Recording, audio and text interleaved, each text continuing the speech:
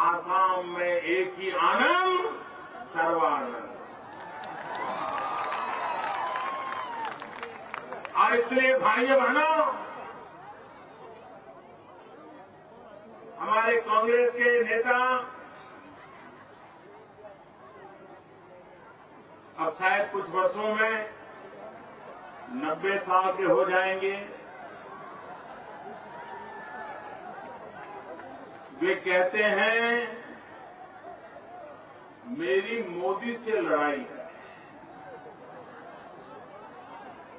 आदरणीय मुख्यमंत्री जी,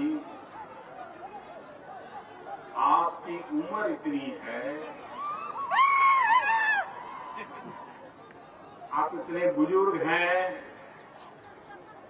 मैं तो इतना छोटा हूं, मैं तो आपसे नमन करता हूं, आपको प्रणाम करता हूं, मैं आपसे लड़ाई नहीं लड़ता। और हमारे तो संस्कार है, छोटे बुजुर्गों से नहीं लड़ते हैं और बुजुर्ग छोटों को आशीर्वाद देते हैं।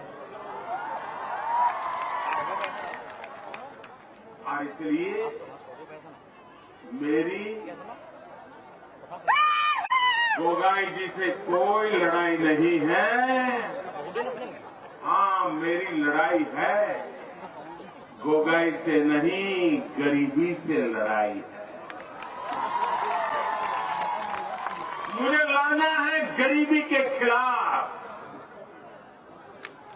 मुझे लड़ना है बुराइयों के खिलाफ, मुझे लड़ना है भ्रष्टाचार के खिलाफ, मुझे लड़ना है असम की बर्बादी के खिलाफ लड़ना है। मुझे किसी व्यक्ति के खिलाफ मेरी कोई लड़ाई नहीं है।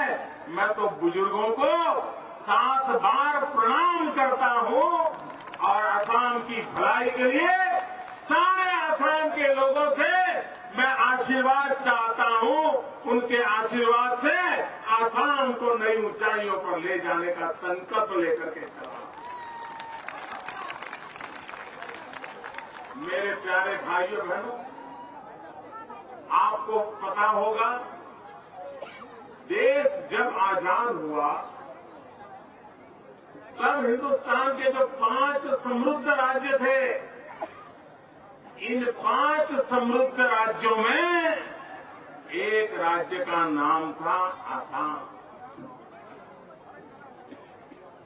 और आजादी के इतने सालों के बाद आज हिंदुस्तान के 5 सबसे गरीब राज्यों में किसी राज्य का नाम है तो वो है आसाम।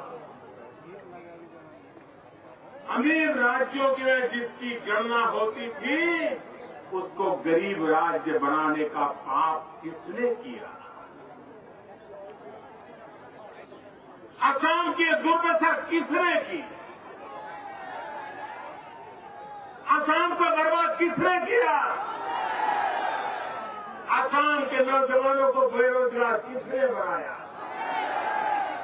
असम आजादी के 60 साल के बाद भी बिजली के लिए तरस रहा है, जिम्मेवार कौन है? हम तो कभी यहां सत्ता में नहीं रहे हैं।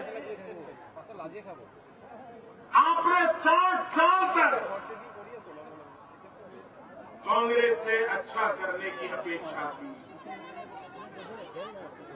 मैं असम वासियों से और कुछ नहीं मांग रहा हूं, मुझे 5 साल मौका दीजिए। मेरे भाइयों बहनों, सर्बानंद को 5 साल मौका दीजिए।